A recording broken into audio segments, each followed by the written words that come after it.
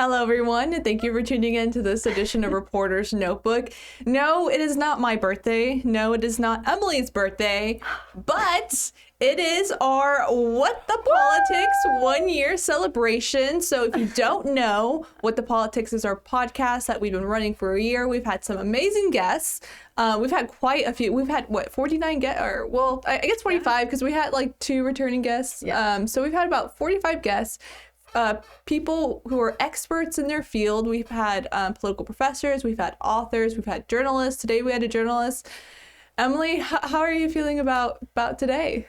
I'm feeling really proud of ourselves, honestly. I feel really happy. You know, we started this a year ago and we kind of didn't know, where it would go, if it would really take off, what direction we really wanted to go with it yet. We were just kind of starting out. And I think I feel like we found like our footing with this and like we figured out what we want to do and how we want to put it together each time. And it's just like so fun. And, we say all the time, our podcast is kind of like our baby. It's our child and it makes me happy to do. So I'm really proud of us for, 1 year down and we're, I think 49 episodes officially today. So super exciting. Yeah. So it's been a project that we have had to, it's developed, it's grown, it's something that we just had to figure out how to do. No one at the station had ever done a podcast before, so it is pretty exciting. So let's get right into what today's episode was about. So Emily, can you tell us who our guest was and what we talked about? Definitely. And no, we will not be taking the hats off for this entire Reporter's Notebook. Thank you for asking.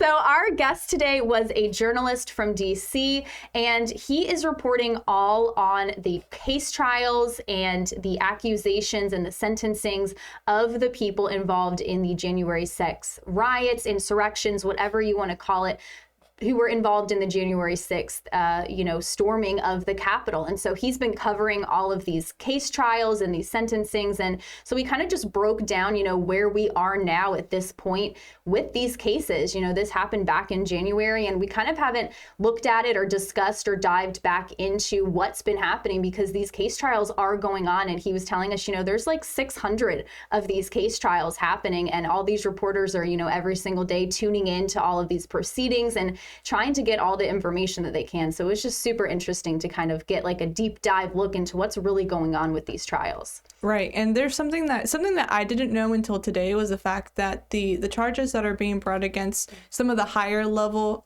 people who are involved, they're being charged with conspiracy to block the vote or to disrupt the certification of votes, not necessarily with sedition or insurrection or conspiracy like a coup d'etat to overthrow the government, which is something that I did not know. I mean, it makes sense because there was a protest that happened earlier that day about the election being stolen and a rally to make sure that the votes were certified. So it makes sense that following that rally, going to the Capitol, people who stormed the Capitol, that they are being charged with trying to block the certification of votes, which is a crime. I did not know that. It is a crime. So they are being charged with that. Like Emily said, there's 600 people who are facing some sort of criminal penalty for what happened. One of the I guess most known names to come out of this, the whole insurrection that kind of blew up on people's timelines,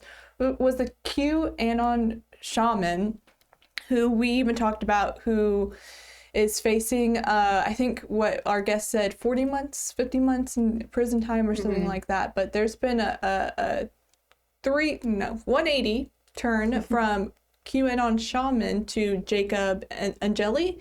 He goes by a different last name, but to this man who is now being presented in court.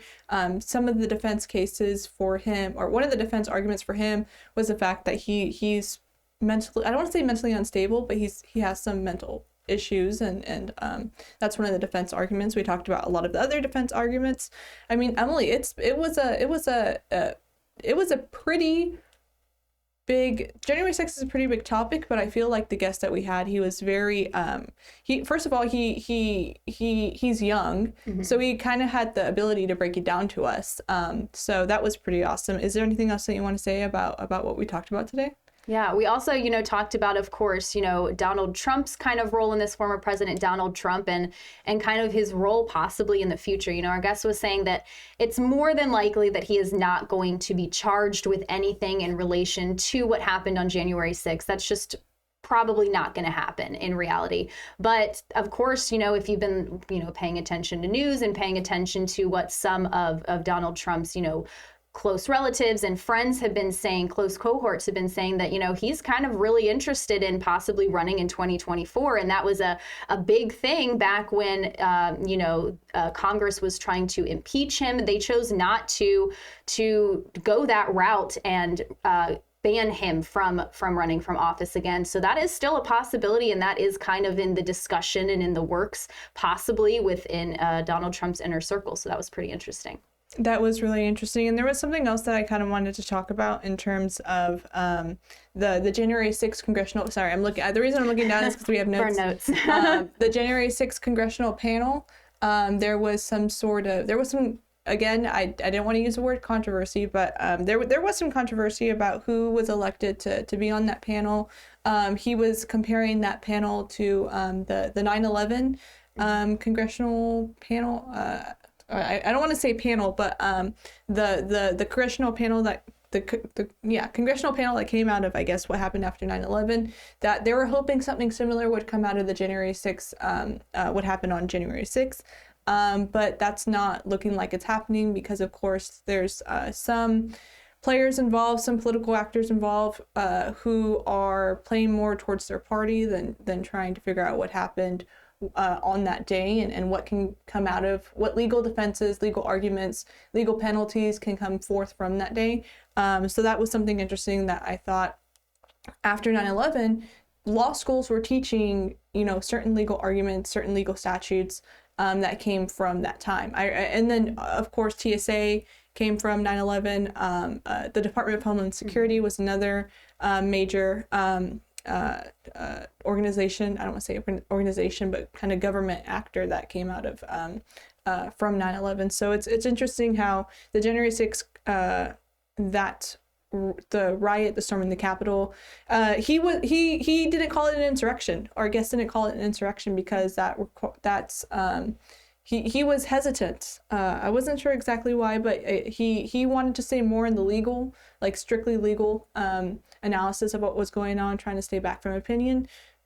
True reporting. I've read some of his articles, and that's why I thought he would be an amazing guest to join us, because he did stick away from the opinion and just went straight into the legal analysis, because this is a big topic. Yeah, a lot to unpack. Yeah, exactly. Emily, before we go off and celebrate, our 1 year, podcast anniversary, is there anything else that you want to say about today's episode or about a year doing podcasts?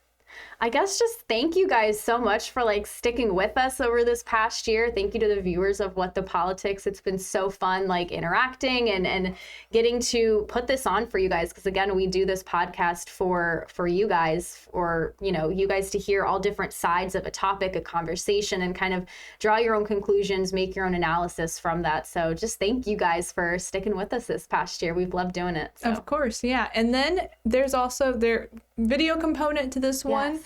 We're slowly, we're tweaking it. We have a blue background instead of just the black Zoom background that's there.